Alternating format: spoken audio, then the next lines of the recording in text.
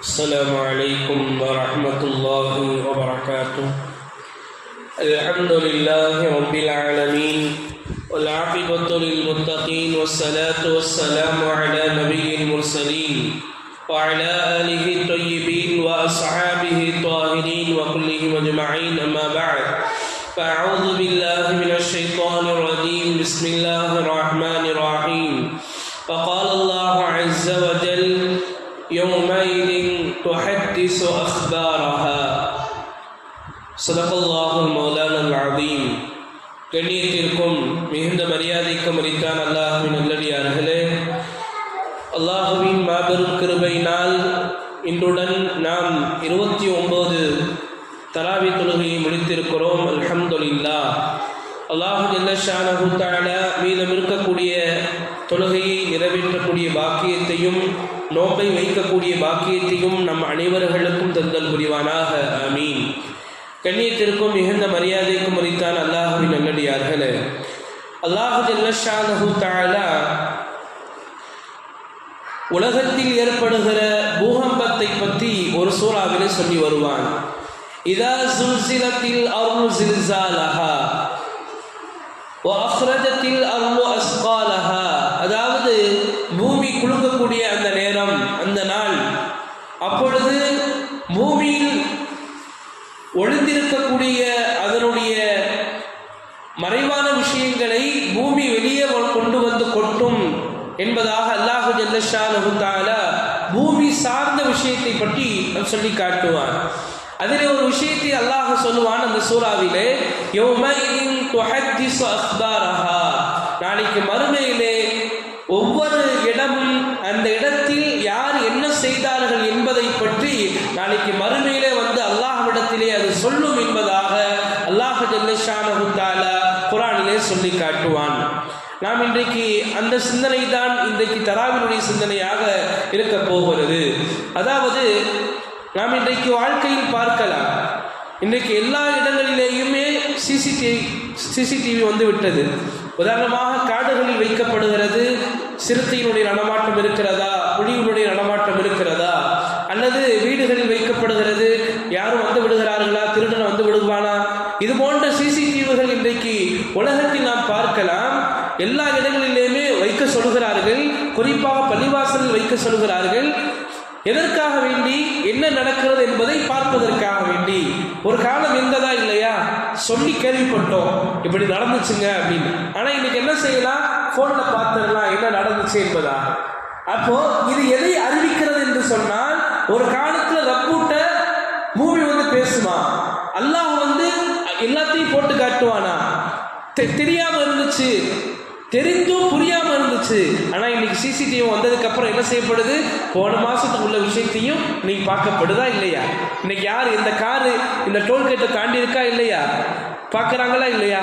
இப்ப இது எதை காட்டுகிறது என்று சொன்னால், உலகத்திலேயே சென்ற மாதம் நடந்ததை பார்க்க முடியும் என்று சொன்னால், ஒரு மனிதனுடைய வாழ்க்கையில் எல்லா விஷயத்தையும் ரப்பு அல்லாஹ் ஜல்ல ஷானஹு தஆலா நாளைக்கு மறுமையிலே போட்டு காட்டுவான் என்பதில் எந்த விதமான சந்தேகமும் அல்ல. அல்லாஹ் ஜல்ல ஷானஹு தஆலா எத்தனை சாட்சி வச்சிருக்கான்னு தெரியுமா? முதலாவதாக அல்லாஹ் தான் சாட்சி. ஏனென்று சொன்னால், ஒரு மனிதன் என்ன நினைக்கிறான், என்ன நினைப்பான், என்ன நினைத்தான், அனைத்துமே தெரிந்தவன் அல்லாஹ் தான். இனி இவன் என்ன நினைக்க போறான்னு அல்லாஹ்வுக்கு தெரியும். இது ஒன்று. அல்லாஹ் முக்கியமான சாட்சி. வேற எந்த சாட்சியும் தேவையில்லை. அல்லாஹ் ஒரு சாட்சியே போதும். காரணம், அல்லாஹ்வுக்கு எல்லாமே தெரியும். அவனை விட்டு எதுவுமே மறைந்ததாக இல்லை. பூமிக்குள் ஒரு விதை இருக்கிறது என்று சொன்னால் அது எப்பொழுது முளைக்கும் அல்லாஹ்வுக்கு தெரியும். அது முளைத்ததற்கு பின்னால் அது எவ்வளவு நாள் மரமாக ஆகும் அல்லாஹ்வுக்கு தெரியும். அதிலிருந்து எத்தனை பழங்கள் வரும் அல்லாஹ்வுக்கு தெரியும். அதிலிருந்து எத்தனை பழங்கள் வரும் அல்லாஹ்வுக்கு தெரியும். எனவே அல்லாஹ்வுக்கு வெளிச்சமும் இருட்டும் ஒன்றுதான். அவருடைய பார்வைக்கு அப்பாற்பட்டு எதுவுமே கிடையாது. எனவே அல்லாஹ் தான் நாளைக்கு மறுமையில் மனிதனுக்கு எதிராகவோ அல்லது சாதகமாகவோ பாதகமாகவோ அல்லாஹ் முதல் சாட்சி. இரண்டாவது கிராமன் காத்திபீன். அதாவது நாம் நினைக்கலாம், நம்ம ரூம்குள்ள தானே இருக்கிறோம், நம்ம தனியாக தானே இருக்கிறோம், நம்மளை யாரும் பார்க்கல, நம்ம செய்யறது யாரும் பார்க்கலன்னு நினைக்கலாம். ஆனா என்ன செய்வாங்க? 2 பேர் தூங்கவே மாட்டாங்க. 2 பேர் தூங்கவே மாட்டாங்க. அவங்களுக்கு வேலை என்னன்னா, நீ என்னென்ன செய்றியோ அதை எழுதுறது தான். நீ என்னென்ன செய்றியோ அதை எழுதுவது தான். எனவே அவர்கள் எதையுமே விட்டு வைக்க மாட்டார்கள். நாளைக்கு மறுமையில் அல்லாஹ் ஜல்லஷானஹு தஆலா ஒரு அடியானிடத்திலே கேள்வி கேட்பான், நீ இன்னென்னலாம் செஞ்சல்ல? அவர் சொல்லுவான், நான் செய்யலையே. கொஞ்சம் பொருள் சொல்லிட்டு 2 மலக்கு கொண்டு வாங்க, இவருக்கு நீங்க தானே எழுதுனீங்க, நீங்க தான் போய் சொன்னீங்களா? இல்லை. சொல்லுவாங்க மலக்குகள், யா அல்லாஹ், அவர் என்ன செய்தாரோ அதை நாங்கள் அப்படியே எழுதிட்டோம். எனவே 2வது சாட்சி கிராமன் காத்துபீன். 3வது சாட்சி நம்முடைய அமலுடைய பட்டோலை.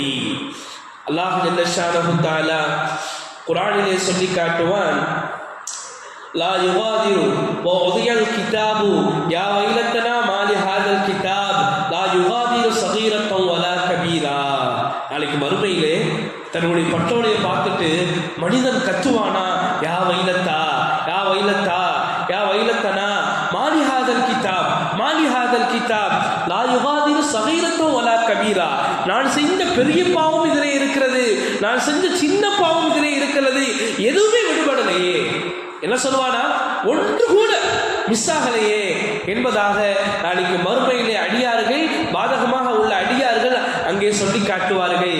எனவே 3வது சாட்சி அமல் நாமா பட்டோலை. 4வது சாட்சி நம்முடைய உடல் உறுப்புகள்.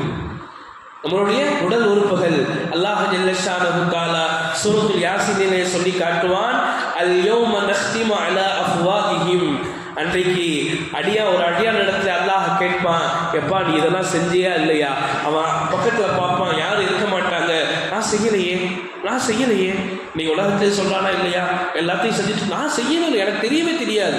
அல்லாஹ் சொல்லுவான், கொஞ்சம் பொறுப்பா அப்படின்னு வாயிலே அங்கே முத்திரையிடப்படும்.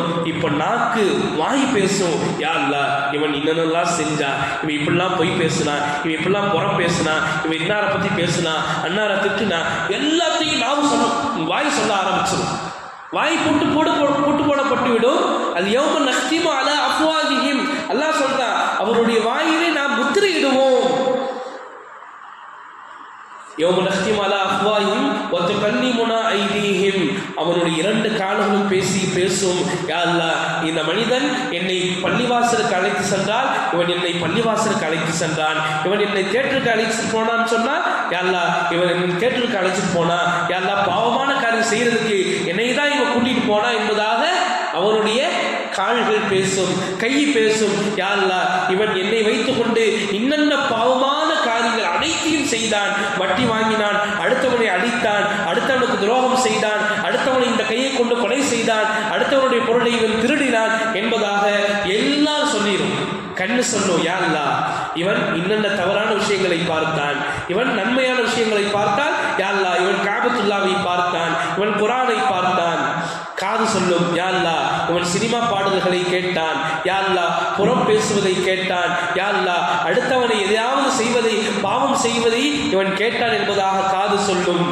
இப்படியாக நம்மளிடத்தில் இன்னும் சொல்ல போனால் தோள்கள் கூட பேசும்.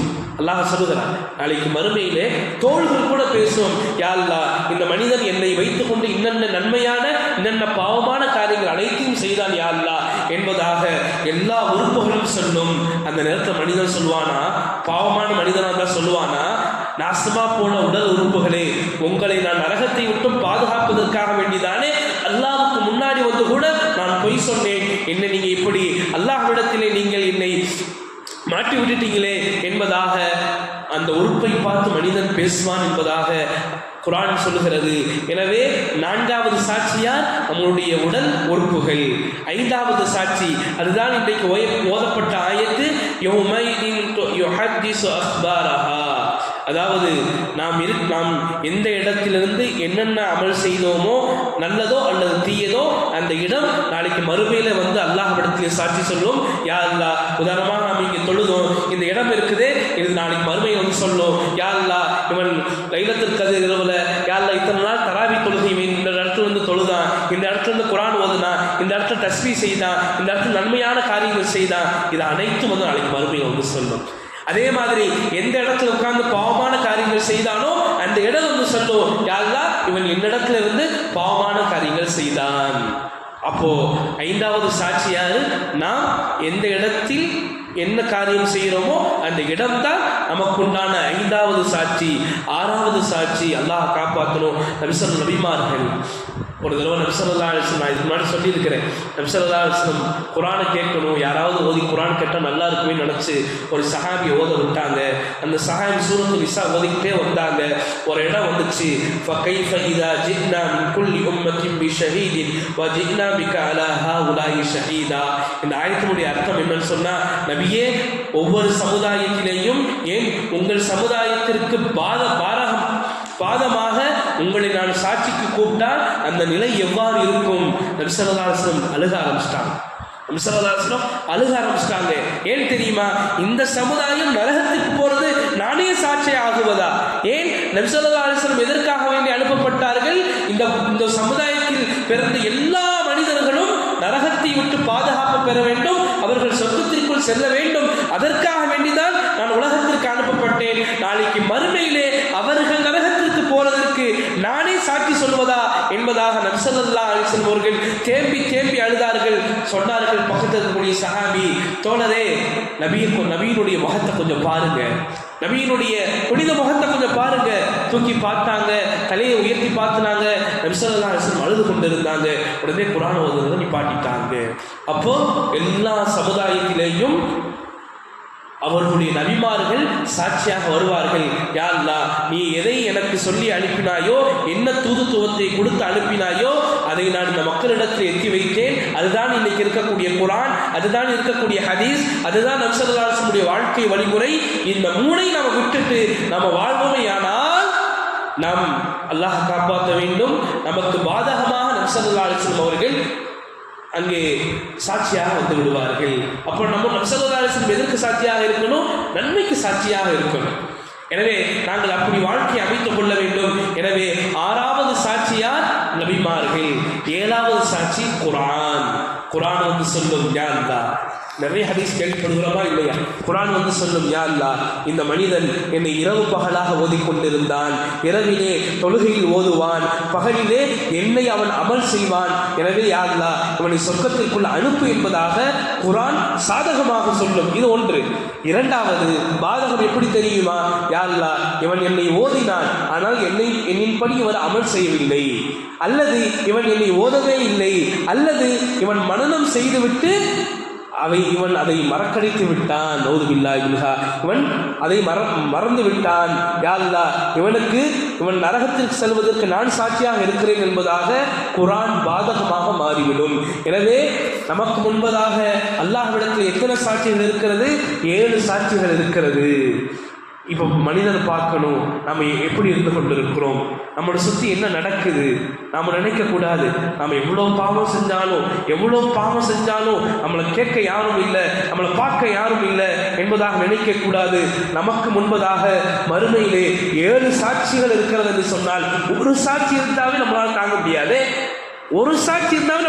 முடியாது. நம்மளுடைய உடல் உறுப்பு சொன்னால் போதுமே.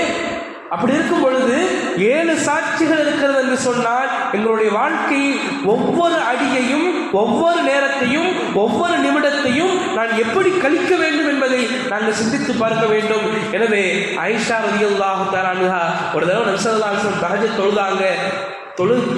தஹஜ்ஜுத் சஜ்தாவுல துஆ கேட்டாங்க, அல்லாஹும்ம ஹாசிப்னி ஹிசாபி யஸீரா, அல்லாஹும்ம ஹாசிப்னி ஹிசாபி யஸீரா, அல்லாஹும்ம ஹாசிப்னி ஹிசாபி யஸீரா. ஆயிஷா அம்மா கேட்குறாங்க, யா ரசூலல்லாஹ், லேசான கேள்வி நடக்கலாம் என்ன சொன்னாங்க? நபி ஸல்லல்லாஹு அலைஹி வஸல்லம், ஆயிஷா, நாளைக்கு மறுமையிலே அல்லாஹ் ஜல்ல ஷானஹு தஆலா ஒரு மனிதனை சாதாரணமா மேலோட்டமா பார்த்து அனுப்பிட்டானா அவன் தப்பிச்சான், அல்லது ஒரு மனிதன்கிட்ட கடுமையாக கேள்விகளை கேட்க ஆரம்பிச்சான்னா நீ முடிவு செஞ்சு கொள்ளணும், அந்த மனிதன் அவனுடைய எல்லா விதமும் முடிஞ்சு விடுச்சு, அவன் நரகத்துக்கு போயிடுவான் என்பதாக நீ முடிவு செஞ்சிடலாம். எனவே நீ அல்லாஹ்விடத்தில் அதிகமாக கேளு, அல்லாஹும்ம ஹாசிபினி ஹிசாபி யஸீரா, யா அல்லாஹ், எங்களுடைய கேள்விகளுக்கு லேசாக்கு என்பதாக நீ அதிகமாக அல்லாஹ்விடத்தில் துஆ செஞ்சு கொண்டே இரு என்பதாக நபி ஸல்லல்லாஹு அலைஹி வஸல்லம் அவர்கள் தன்னுடைய மனைவிக்கு சொல்லி காட்டினார்கள். இது முதலாவது விஷயம். 2வது விஷயம், நாம் ஏதாவது ஒரு பாவம் செஞ்சுட்டா, மனிதன்டா ஒரு பாவம் செஞ்சுட்டா உடனே நன்மை செய்யணும். இப்போ கையினால பாவம் செஞ்சோமா, சுப்ஹானல்லாஹ் அல்ஹம்துலில்லாஹ் கையில ஓதும், அல்லது வேற ஏதோ பாவம் நிகழ்ந்துருச்சா உடனே தர்மம் செஞ்சணும். இந்த பாவ மன்னிப்பு அமல்கள், தர்மம் இருக்கிறது, இந்த 3 இருக்குது, நம்முடைய பாவத்தை அது போக்குவதற்கு அது காரணமாக ஆகிவிடும். இப்ப அல்லாஹ் என்ன செய்வான்? அமல்களுடைய பட்டோலையை பார்ப்பான். ஒரு பாவம் செஞ்சிருக்கான், அதுக்கடுத்து இவன் தஸ்பீ செஞ்சிருக்கிறான், அதுக்கடுத்து இவன் தர்மம் செஞ்சிருக்கிறான், அதுக்கடுத்து இவன் நன்மையான காரியங்கள் செஞ்சிருக்கான்னா அந்த பாவத்தை என்ன செய்யப்படாது? பார்க்கப்படாது. சரி, இவ்வளவு நன்மை செஞ்சிருக்கல, சரி போ என்பதா எல்லாம் என்ன செஞ்சிருவான்? நம்மளை விட்டுருவான். எனவே ஒரு பாவம் நிகழ்மையானால் பொதுவாக பாவத்தை விட்டு தவிர்த்து கொள்ளணும். அப்ப நம்ம மீறி அது நடந்துச்சுன்னு சொன்னா நாங்கள் உடனேயே ஏதாவது ஒரு அமல்கள் செஞ்சிடும். இது 2வது விஷயம். 3வது விஷயம், ஒவ்வொரு நாள் இரவும் உறங்குகிற பொழுது நாம் இஸ்திக்ஃபார் செய்ய வேண்டும். அதுவும் ஹதீஸிலே வருகிறது.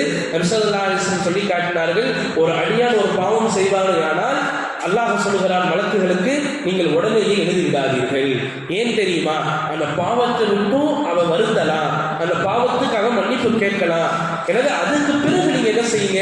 இரவு வரைக்கும் நீங்கள் தாமதியுங்கள் என்பதாக அந்த மலக்குமார்களுக்கு இடத்துல அல்லாஹ் ஜல்ல ஷானஹு தஆலா சொல்லுவான் என்பதாக நபி ஸல்லல்லாஹு அலைஹி வஸல்லம் சொல்லி காட்டினார்கள்.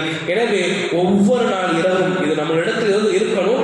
ஒவ்வொரு நாள் இரவும் நான் இன்னைக்கு என்ன அமல் செஞ்சேன், நான் என்ன இன்னைக்கு பாவம் செஞ்சேன், நான் இன்னைக்கு 5 வக்து தொழுதனா, நான் தர்மம் செஞ்சனா, நான் திக்ர் செஞ்சனா, என்னுடைய அமல்கள் குர்ஆன் எவ்வளவு ஓதுனேன், இதை நாம சிந்திச்சு பார்க்கணும். இப்படியா பார்க்கணும்னு சொன்னா நம்ம பாவம் செஞ்சுட்டோமா இஸ்திக்ஃபார் செய்யணும், நன்மை அதிகமா செஞ்சிருக்கோமா அல்ஹம்துலில்லாஹ் சொல்லணும், பாவத்தை அடுத்த நாள் விட பார்க்கணும், அடுத்த நாள் நல்ல அமல்கள் அதிகமாக செய்யறதுக்கு நாங்கள் முயற்சி எடுக்கணும். இப்படி நாம செஞ்சோம்னு சொன்னா இன்ஷா அல்லாஹ் அல்லாஹ் ஜல்ல ஷானஹு தஆலாவிடத்திலே அவனை சந்திக்கும் பொழுது பரவசத்தோடு, இன்பத்தோடு, ஆனந்தத்தோடு, அன்போடு அல்லாஹ் நம்ம பார்க்கலாம். அல்லாஹ் ஜல்ல ஷானஹு தஆலா அவனை சந்திக்கும் பொழுது இன்பத்தோடு, சந்தோஷத்தோடு, பிரியத்தோடு, நேசத்தோடு அல்லாஹ்வை சந்திக்கிற அந்த லிகாவை அல்லாஹ் ஜல்ல ஷானஹு தஆலா நமக்கும் நம்முடைய குடும்பத்தார்கள் அனைவர்களுக்கும் அல்லாஹ் ஜல்ல ஷானஹு தஆலா அந்த வழியை லேசாக்கி தந்தல் புரிவானாக.